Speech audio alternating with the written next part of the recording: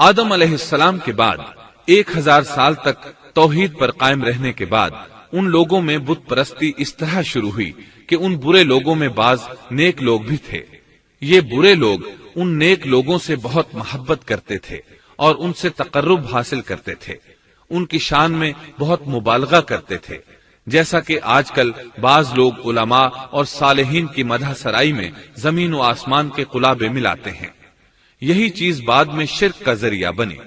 امام بخاری رحمت اللہ علیہ نے سورہ نوح آیت 23 میں اللہ کے فرمان اور انہوں نے کہا کہ ہرگز اپنے معبودوں کو نہ چھوڑنا اور نہ ود اور سوا اور یغوث اور یعوق اور نصر کو چھوڑنا کی تفسیر کرتے ہوئے ابن عباس رضی اللہ عنہما سے روایت کی ہے۔ وہ فرماتے ہیں کہ یہ نوح علیہ السلام کی قوم کے بعض نیک آدمیوں کے نام ہیں۔ جب وہ فوت ہو گئے تو شیطان نے ان کی قوم کے دل میں یہ بات ڈال دی کہ جہاں وہ حضرات بیٹھا کرتے تھے وہاں ان کے بت بنا کر رکھ دو اور ان کو وہی نام دو جو ان بزرگوں کے تھے۔ انہوں نے ایسا ہی کیا اور پتھر کے بت بنا کر ان کے نام ان بزرگوں والے رکھ دیے۔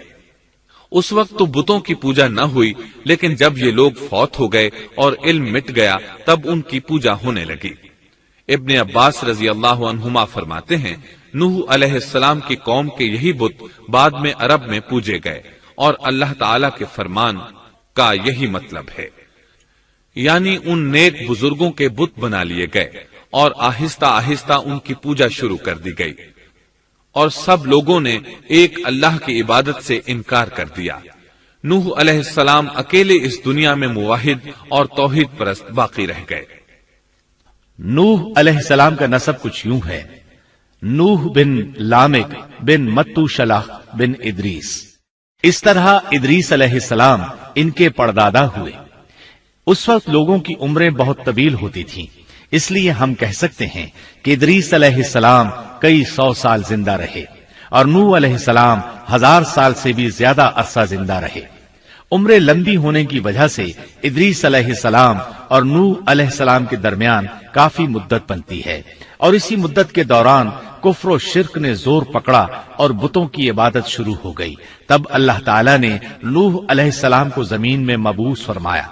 ابن عباس رضی اللہ عنہما سے روایت ہے کہ نبی صلی اللہ علیہ وسلم نے فرمایا آدم علیہ السلام اور نوح علیہ السلام کے درمیان 10 قرن تھے۔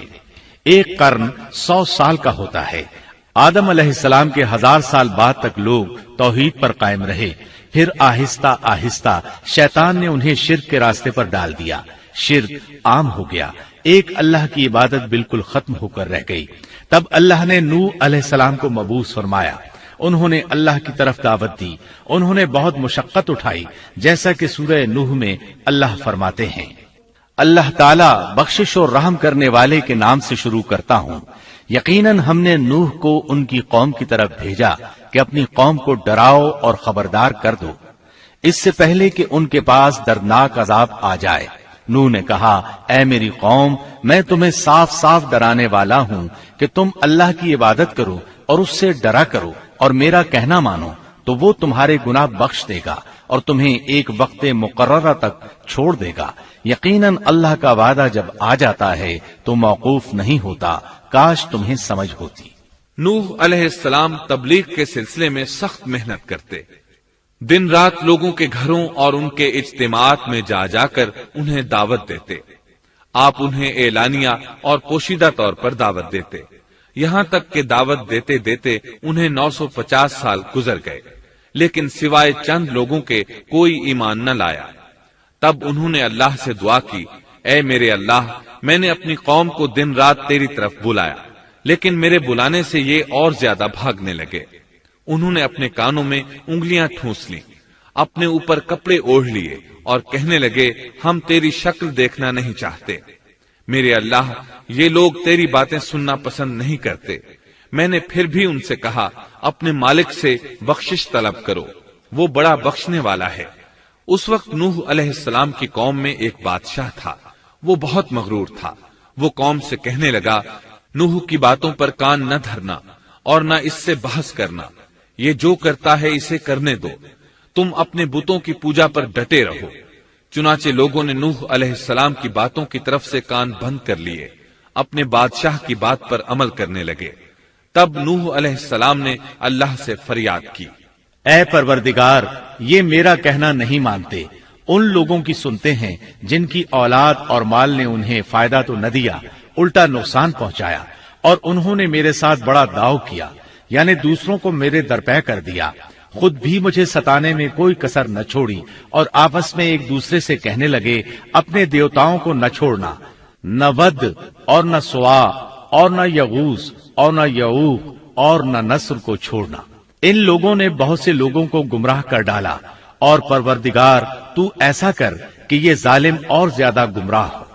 اس طرح نوح علیہ السلام نے 950 سال دن رات لوگوں کو اللہ کی طرف بلایا، لیکن اتنے طویل عرصہ میں صرف 80 کے قریب لوگ مسلمان ہوئے، اور ان ایمانداروں کی اکثریت فقراء، مساکین، ناتواں اور غلام قسم کے لوگوں پر مشتمل تھی، جن کی معاشرے میں کوئی حیثیت نہیں ہوتی۔ مشکل سے 10 ایماندار ایسے ہوں گے جو شرف و جاہ کے مالک ہوں گے۔ چنانچہ نوح علیہ السلام کے مغرور سرداروں نے جب اس صورتحال کو دیکھا تو اکٹھے ہو کر نوح علیہ السلام کے پاس آئے اور کہنے لگے، اے نوح، ہم چاہتے ہیں تیری باتیں سنیں اور لوگوں کو بھی تیری باتیں سننے کی ترغیب دیں اور سب تجھ پر ایمان لے آئیں، لیکن اس سے پہلے ہماری ایک شرط ہے، یہ کہ آپ کے حلقے میں جو یہ ذلیل اور حقیر لوگ آ گئے ہیں انہیں دھکے دے کر اپنے پاس سے نکال دے، اس لیے کہ ہم اپنی قوم کے سردار، چودھری اور مقام و مرتبے والے لوگ ہیں، اس لیے ہم ان فقیر لوگوں کے پاس نہیں بیٹھ سکتے۔ اگر آپ انہیں نکال دیتے ہیں تو ہم ایمان لے آئیں گے۔ اللہ تعالیٰ نے نوح علیہ السلام کی قوم کے ان سرداروں کی تردید سورہ ہود آیات 27 تا 31 میں کی ہے۔ اللہ تعالیٰ فرماتے ہیں، کافر سردار نوح سے کہنے لگے ہم تو یہی دیکھتے ہیں کہ تو ہماری طرح ایک آدمی ہے، اور یہ بھی دیکھتے ہیں کہ صرف ان لوگوں نے تیری پیروی کی ہے جو ہم میں رذیل ہیں، وہ بھی اوپر کی عقل سے، اور ہم تو تمہیں کسی بات میں اپنے سے زیادہ نہیں پاتے بلکہ تمہیں جھوٹا خیال کرتے ہیں۔ نوح نے کہا، اے سردارو، بتلاؤ تو صحیح، اگر میں اپنے رب کی طرف سے جو دلیل آئی ہے اس پر قائم ہوا اور اس نے اپنی مہربانی سے مجھے سرفراز کیا اور تم سے وہ چھپی رہی، تو کیا زبردستی میں اسے تمہارے سر منڈ دوں گا، حالانکہ تم اس سے بیزار ہو۔ میری قوم والو، میں تم سے اس پر کوئی مال نہیں مانگتا، میرا ثواب تو صرف اللہ تعالیٰ کے ہاں ہے، نہ میں ایمانداروں کو اپنے پاس سے نکال سکتا ہوں، انہیں اپنے رب سے ملنا ہے، لیکن میں دیکھتا ہوں کہ تم لوگ جہالت کی بات کر رہے ہو۔ میری قوم کے لوگوں، اگر میں ان مومنوں کو اپنے پاس سے نکال دوں تو اللہ کے مقابلے میں میری مدد کون کر سکتا ہے؟ کیا تم کچھ بھی غور و فکر نہیں کرتے؟ میں تم سے یہ نہیں کہتا کہ میرے پاس اللہ کے خزانے ہیں اور میں غیب کا علم بھی نہیں رکھتا، نہ میں یہ کہتا ہوں کہ میں کوئی فرشتہ ہوں، نہ میرا یہ قول ہے کہ جن پر تمہاری نگاہیں ذلت سے پڑ رہی ہیں اللہ تعالیٰ انہیں کوئی نعمت دے گا ہی نہیں، ان کے دل میں جو ہے اللہ اسے بخوبی جانتا ہے، اگر میں ایسی بات کہوں تو یقیناً میرا شمار ظالموں میں سے ہوگا۔ اس پر نوح علیہ السلام کی قوم اور اکڑ گئی اور وہ کہنے لگے، اے نوح، بس بہت ہو گیا، تو نے ہمیں بہت ڈرا دھمکا دیا، اب اگر تو سچا ہے تو جس چیز کا وعدہ تو ہم سے کرتا تھا اس کو لے آ۔ نوح علیہ السلام نے ان کی بات سن کر کہا، عذاب لانا تو اللہ کا کام ہے، اللہ کو کوئی عاجز نہیں کر سکتا، اور جب اس کا عذاب آ جائے گا تو کوئی بھاگ نہیں سکے گا۔ اس کے بعد نوح علیہ السلام کی قوم کا ان سے آمنا سامنا ہوا تو انہوں نے ان سے کہا، اے میری قوم، اگر تم پر یہ گراں گزرتا ہے کہ میں تم میں رہتا ہوں اور تمہیں اللہ کی باتیں سنا رہا ہوں، تم اس سے چڑھتے ہو اور مجھے نقصان پہنچانے کے درپے رہتے ہو، تو سنو، میں صاف کہتا ہوں، مجھے تمہارا کوئی خوف نہیں، تمہاری کوئی پرواہ نہیں، تم سے جو ہو سکے کر گزرو، میرا جو بگاڑ سکتے ہو بگاڑ لو، تم اپنے شریکوں اور جھوٹے معبودوں کو بھی بلا لو اور مل جل کر مشورے کر کے بات کھول کر پوری قوت کے ساتھ مجھ پر حملہ کرو، تمہیں قسم ہے تم میرا جو بگاڑ سکتے ہو بگاڑ لو، اس میں کوئی کسر اٹھا نہ رکھو، مجھے بالکل مہلت نہ دو، اچانک مجھے گھیر لو، میں بالکل بے خوف ہوں، اس لیے کہ تمہارے راستے کو میں باطل جانتا ہوں، میں حق پر ہوں، حق کا ساتھی اللہ ہوتا ہے، میرا بھروسہ اسی عظیم ذات پر ہے، مجھے اس کی قدرت کی بڑائی معلوم ہے۔ نوح علیہ السلام نے واضح الفاظ میں اپنی قوم کو چیلنج دیا، لیکن کسی میں طاقت نہ ہوئی کہ وہ نوح علیہ السلام کا مقابلہ کر سکے۔ چنانچہ کہنے لگے، اسے چھوڑ دو، یہ مجنون اور بے وقوف ہے، نعوذ باللہ۔ بہرحال معاملہ اسی طرز پر چلتا رہا، یہاں تک کہ سال ہر سال گزر گئے، لیکن کوئی مسلمان نہ ہوا۔ پھر پہاڑ پر رہنے والے لوگ روز بروز برائی میں ترقی کرتے چلے گئے، اور جو لوگ شروع میں ایمان لائے تھے ان کے علاوہ اور کوئی شخص ایمان نہ لایا۔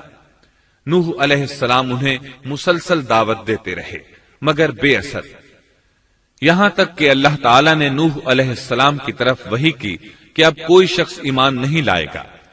اللہ تعالیٰ سورہ ہود میں فرماتے ہیں، نوح کی طرف وحی کی گئی کہ آپ کی قوم میں سے جو ایمان لا چکے ہیں ان کے سوا اور کوئی اب ایمان نہیں لائے گا، پس آپ ان کے کاموں پر غمگین نہ ہوں۔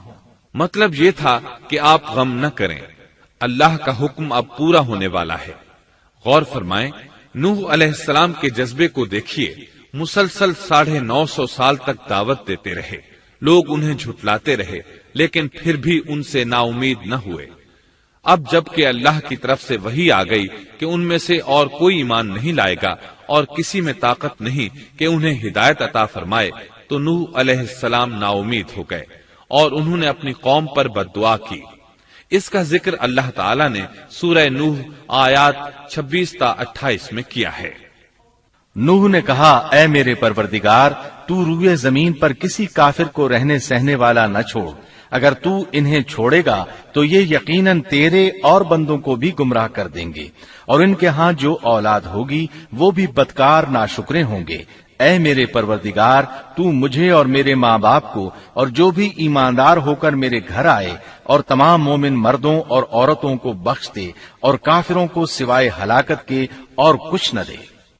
اللہ تعالیٰ فرماتے ہیں کہ جب نوح علیہ السلام نے ہمیں مدد کے لیے پکارا تو پھر ہم نے اس کی مدد کی اور اسے ایک بڑی کشتی بنانے کی وحی کی، لیکن نوح علیہ السلام نہیں جانتے تھے کہ وہ اتنی بڑی کشتی کیسے بنائے، اور نہ ہی وہ بڑھئی تھے کہ اس کام سے واقف ہوتے۔ اس لیے اللہ تعالیٰ نے ان کی طرف یہ وحی کی کہ ہماری آنکھوں کے سامنے اور ہماری وحی کے مطابق ایک کشتی تیار کرو۔ اللہ نے وحی کے ذریعے ان کی رہنمائی کی کہ وہ اس طرح کریں، اور مزید تعلیم کے لیے جبرائیل علیہ السلام کو بھیج دیا۔ وہ انہیں بتلاتے گئے کہ اس طرح کشتی تیار کرو۔ نوح علیہ السلام ایک پہاڑ پر رہتے تھے، ان کے ارد گرد درخت نہیں تھے، نہ پانی تھا، چنانچہ انہوں نے بہت سے درخت اگائے، پھر ان کو کاٹا اور پہاڑ پر بیٹھ کر کشتی تیار کرتے رہے۔ آپ بڑے بڑے تختے بناتے اور لوہا لاتے اور ان سے کیل تیار کرتے، پھر ان کیلوں کو تختوں میں ٹھوکتے، آپس میں ان تختوں کو ملاتے، یہاں تک کہ ایک بہت بڑی مضبوط اور دیو ہیکل کشتی تیار ہو گئی۔ ایک روایت کے مطابق نوح علیہ السلام نے اس کو 100 سال میں تیار کیا۔ یہ تھی وہ کشتی جسے نوح علیہ السلام نے اللہ کی ہدایت کے مطابق تیار کیا تھا۔ سورۃ القمر آیت 13 میں ارشاد ہوتا ہے، اور ہم نے نوح کو اس کشتی میں سوار کیا جو تختوں اور کیلوں سے بنی ہوئی تھی۔ نوح علیہ السلام نے دعوت کا کام چھوڑ دیا اور کشتی بنانے لگے۔ وہ لوگ جب انہیں کشتی بناتے دیکھتے تو ان کا مذاق اڑاتے، کہتے، نوح پہلے تو نبی تھا، اب بڑھئی بن گیا۔ مزید کہتے، یہ کیسا مجنون ہے کہ پہاڑ پر کشتی بنا رہا ہے، تعجب ہے اس پر۔ اللہ نے ان کافروں کے مذاق کا ذکر سورہ ہود آیات 38 اور 39 میں کیا ہے۔ نوح کشتی بنانے لگے، اس کی قوم کی جو جماعت اس کے پاس سے گزرتی وہ اس کا مذاق اڑاتی۔ وہ کہتے، اگر تم ہمارا مذاق اڑاتے ہو تو ہم بھی تم پر ایک دن ہنسیں گے جیسے تم مسخرہ پن کر رہے ہو۔ تمہیں بہت جلد معلوم ہو جائے گا کہ کس پر عذاب آتا ہے، جو اسے رسوا کرے اور اس پر ہمیشہ کا عذاب اتر آئے۔ اس کشتی کا حلیہ ابن عباس رضی اللہ عنہما سے ایک روایت میں یوں آیا ہے۔ وہ بیان کرتے ہیں کہ نوح علیہ السلام نے پہاڑ پر ایک کشتی تیار کی اور اسے تارکول سے لت پت کیا۔ اسی وقت سے تارکول کا ظہور ہوا۔ اس کشتی کا طول 300 گز، اونچائی 30 گز اور عرض 50 گز تھا۔ ایک اندازے کے مطابق اس کا طول 1 کلومیٹر سے زیادہ تھا اور اس کی بلندی اور گہرائی کے بارے میں کہا گیا ہے کہ 30 ہاتھ تھی، اور یہ کشتی عام کشتیوں کی طرح اوپر سے کھلی ہوئی نہیں تھی، بلکہ جس طرح اس کو نیچے سے بند کیا گیا تھا اسی طرح اوپر سے بھی بند کیا گیا تھا، تاکہ اوپر سے جو بارش برسے وہ انہیں نقصان نہ دے، اور جس طرح نیچے والے غرق ہونے سے محفوظ رہیں اسی طرح اوپر والے بھی محفوظ رہیں۔ گویا وہ ایک گیند کی مانند تھی۔ اس میں الگ الگ 3 درجے بنائے گئے تھے، ہر درجے میں ایک دروازہ تھا، اور یہ 3 دروازے اس طرح تھے کہ ہر دروازے کے اوپر ایک دروازہ تھا۔ یہ اس کشتی کا حلیہ تھا جس کے راوی ابن عباس رضی اللہ عنہما ہے۔ یہ کشتی آج بھی موجود ہے۔ اللہ تعالیٰ نے اس کشتی کو بطور عبرت اور نشانی کے باقی رکھا ہے، جیسا کہ اللہ تعالیٰ فرماتے ہیں، اور بے شک ہم نے اس واقعے کو نشانی بنا کر باقی رکھا، پس ہے کوئی نصیحت حاصل کرنے والا۔ اس صدی میں علماء کے ایک گروہ نے اس کشتی کو ترکی کے ایک پہاڑ پر پا لیا ہے۔ اب وہ 2 ٹکڑوں میں تقسیم ہو چکی ہے۔ اس کا حلیہ وہی تھا جو بیان ہوا۔ اللہ کا فرمان سچا ثابت ہو گیا کہ ہم نے اس کو نشانی بنا کر باقی رکھا ہے۔ اس کے بعد طوفان آیا۔ اللہ تعالیٰ نے نوح علیہ السلام کو اس طوفان کے ظہور کی ایک نشانی اور علامت بتلائی تھی۔ نوح علیہ السلام کے گھر میں ایک تنور تھا۔ اللہ نے فرمایا، جب یہ تنور جوش مارنے لگے اور پانی اس سے ابلنے لگے تو سمجھ لینا اللہ کا وعدہ آ گیا۔ چنانچہ اس وقت مومنوں کو اور اپنے اہل و عیال کو اور زمین پر بسنے والے تمام جانوروں کا جوڑا جوڑا اس کشتی میں سوار کر لینا۔ تنور سے کیا مراد ہے، اس کے متعلق مفسرین میں اختلاف ہے۔ بعض کہتے ہیں کہ اس سے مراد ایک چشمہ ہے جو زمین سے نکلتا ہے، لیکن راجح روایات کے مطابق اس سے مراد معروف تنور ہے جس میں آگ جلا کر روٹیاں پکائی جاتی ہیں۔ یہ تنور نوح علیہ السلام کے گھر میں تھا، اور اسی کو اللہ نے طوفان کے آنے کی علامت بتایا اور فرمایا کہ جب یہ پھوٹ پڑے اس وقت ہر چیز کا جوڑا جوڑا کشتی پر سوار کر لینا۔ اللہ تعالیٰ سورہ ہود آیت 40 میں فرماتے ہیں، یہاں تک کہ جب ہمارا حکم آ پہنچا اور تنور ابلنے لگا، ہم نے کہا اس کشتی میں ہر قسم کے جوڑے دوہرے سوار کر لیں، اور اپنے گھر کے لوگوں کو بھی سوائے ان کے جن پر پہلے سے بات پڑ چکی ہے، اور سب ایمان والوں کو بھی۔ اس کے ساتھ ایمان لانے والے بہت ہی کم تھے۔ کشتی میں سوار ہونے والوں کی تعداد 80 بتائی جاتی ہے۔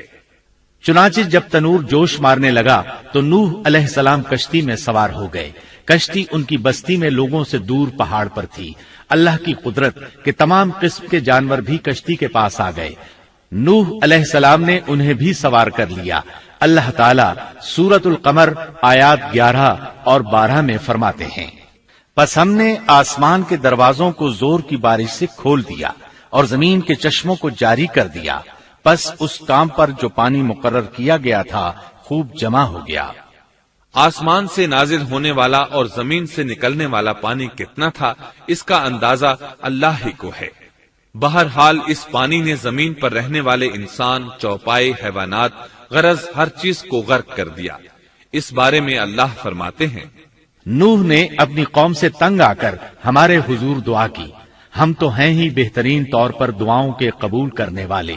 فوراً ان کی دعا قبول کر لی اور اس تکلیف اور ایذا سے انہیں بچا لیا جو انہیں کفار سے روزمرہ پہنچ رہی تھی، اور ان کی اولاد کو ہم نے باقی رہنے والی بنا دیا، یعنی انہی کی اولاد سے پھر سے دنیا آباد ہوئی، کیونکہ صرف وہی لوگ بچے تھے جو کشتی پر سوار تھے، اور ہم نے ان کا ذکر خیر پچھلوں میں باقی رکھا۔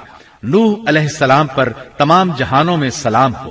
ہم نیکی کرنے والوں کو اسی طرح بدلے دیتے ہیں، وہ ہمارے ایماندار بندوں میں سے تھا، پھر ہم نے باقی سب کو غرق کر دیا۔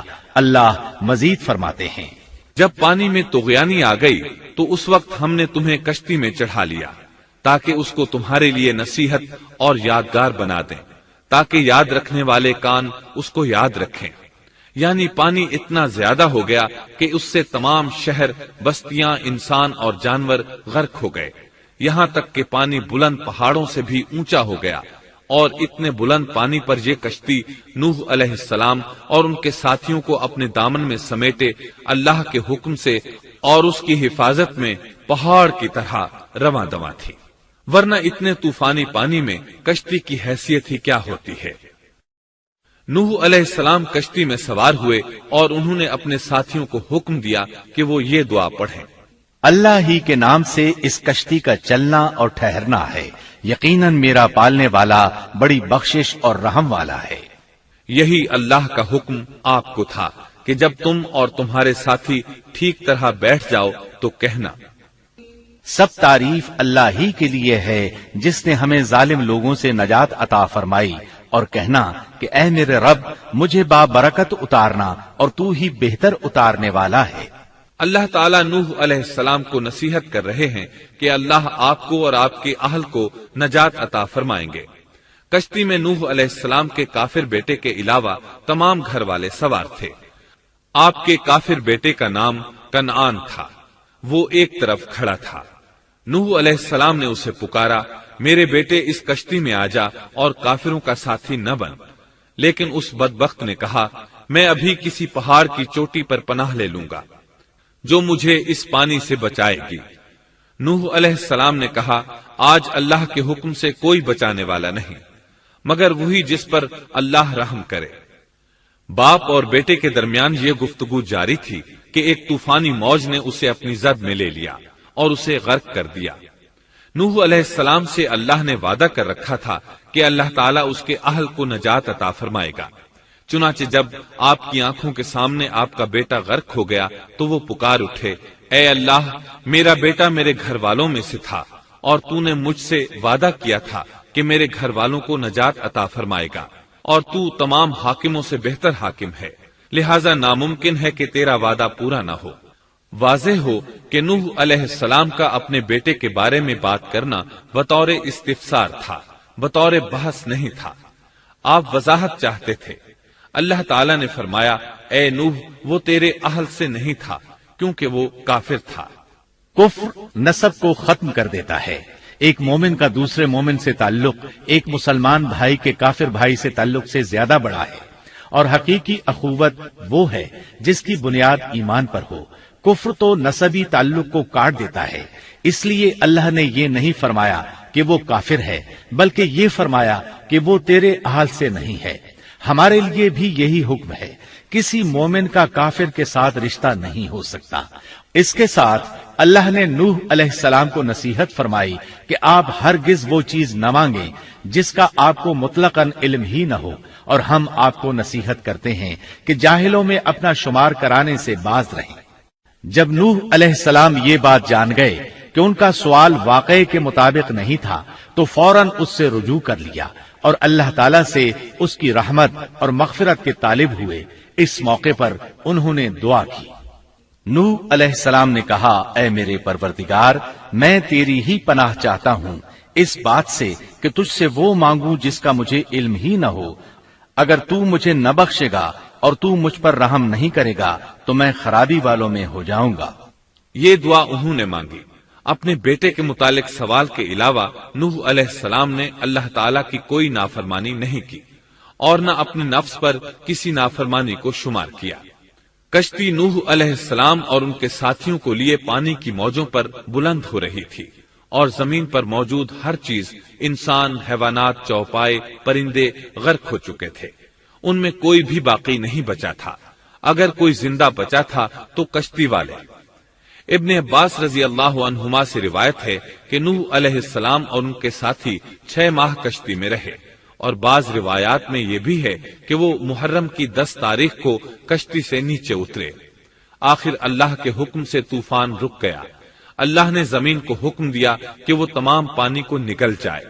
زمین نے سارا پانی نگل لیا، زمین خشک ہو گئی۔ اللہ تعالیٰ سورہ ہود آیت 44 میں فرماتے ہیں، اور فرما دیا گیا کہ اے زمین اپنے پانی کو نگل جا، اور اے آسمان بس کر تھم جا۔ اسی وقت پانی سکھا دیا گیا اور کام پورا کر دیا گیا، اور کشتی جودی نامی پہاڑ پر جا ٹھہری، اور فرما دیا گیا کہ ظالم لوگ اللہ کی رحمت سے دور ہیں۔ کشتی جودی پہاڑ پر جا کر ٹھہر گئی۔ اب انہیں حکم ہوا کہ سلامتی کے ساتھ کشتی سے اتر آئیں۔ آپ پر بھی برکت نازل ہوگی اور ان قوموں پر بھی جو آئندہ آپ کی نسل سے پیدا ہوں گی، اور آپ کی نسل میں سے کچھ لوگ ایسے بھی ہوں گے جنہیں ہم فائدہ تو ضرور پہنچائیں گے، پھر انہیں ہماری طرف سے دردناک عذاب پہنچے گا۔ بہت سی روایات میں یہ بات مذکور ہے کہ نوح علیہ السلام ایک لمبی مدت یعنی 6 ماہ کشتی میں طوفان تھم جانے کا انتظار کرتے رہے۔ آپ نے طوفان کے حالات معلوم کرنے کے لیے ایک کبوتر بھیجا جو واپس آ گیا، اسے پاؤں رکھنے کو جگہ نہ ملی۔ اسے دوبارہ بھیجا گیا تو وہ پھر واپس آ گیا۔ چند دن بعد اسے پھر بھیجا گیا تو وہ اپنی چونچ میں زیتون کی ایک ٹہنی لیے ہوئے تھا۔ اس سے نوح علیہ السلام نے معلوم کر لیا کہ پانی زمین سے کچھ ہی اونچا رہ گیا ہے اور درخت وغیرہ اگ چکے ہیں۔ کچھ دن بعد اسے پھر بھیجا گیا۔ اس مرتبہ وہ واپس لوٹا تو اس کے پاؤں خاک آلود تھے۔ نوح علیہ السلام نے سمجھ لیا کہ طوفان رک گیا اور زمین خشک ہو چکی ہے۔ سیرت کی کتب میں یہ واقعہ موجود ہے۔ اسی کی بنیاد پر سیرت نگاروں کا کہنا ہے کہ کبوتر کا آنا سلامتی کی علامت تھا اور اس کی چونچ میں زیتون کی ٹہنی نوح علیہ السلام کی بادشاہت کی طرف اشارہ تھا۔ اس طرح نوح علیہ السلام زمین پر اتر آئے۔ اس وقت اولاد آدم میں سے کوئی انسان سوائے ان لوگوں کے زندہ نہیں بچا تھا۔ جزیرہ عرب، فلسطین اور ان کے ارد گرد کا علاقہ غرق ہونے سے محفوظ رہا۔ ان کے علاوہ تمام زمین غرق ہوئی تھی۔ سب کے سب طوفان کی نذر ہو گئے۔ صرف نوح علیہ السلام سے اولاد پیدا ہوئی اور زمین میں ان کی اولاد کے علاوہ اور کسی کی نسل باقی نہ رہی۔ اسی وجہ سے نوح علیہ السلام کو آدم ثانی اور ابو البشر ثانی کہا جاتا ہے، کیونکہ تمام کے تمام بشر انہی کی طرف منسوب ہیں۔ سورۃ الصافات آیات 75 تا 77 میں اسی طرف اشارہ ہے۔ اور ہمیں نوح نے پکارا تو دیکھ لو کہ ہم کیسے اچھے دعا قبول کرنے والے ہیں۔ ہم نے اسے اور اس کے فرمانبرداروں کو اس زبردست مصیبت سے بچا لیا۔ اس کی اولاد ہم نے باقی رہنے والی بنا دی۔ ایک دوسرے مقام پر اللہ تعالیٰ دیگر امم اور رسولوں کے متعلق کلام کرتے ہوئے فرماتے ہیں، اے ان لوگوں کی اولاد جنہیں ہم نے نوح کے ساتھ چڑھا لیا تھا، وہ ہمارا بڑا ہی شکر گزار بندہ تھا۔ نوح علیہ السلام کے 3 بیٹے تھے، سام، حام اور یافس۔ سام کی نسل زیادہ تر سفید رنگت کی تھی اور بہت کم لوگ ان میں سیاہ فام تھے، البتہ کچھ ان میں گندمی تھے۔ حام کی اولاد کی اکثریت سیاہ فام تھی، ان میں بہت کم لوگ سفید رنگ کے تھے، اور یافس کی اولاد سرخی مائل رنگ کی تھی۔ عرب اور بنو اسرائیل سام کی اولاد ہیں، تمام حبش حام کی اولاد ہیں، ترک اور مشرقی ایشیا کے لوگ یافس کی اولاد ہیں۔ طوفان کے بعد نوح علیہ السلام اللہ کے بندوں میں 350 سال تک زندہ رہے، اور وہ اللہ کے قول عبدن شکورن کے مصداق تھے۔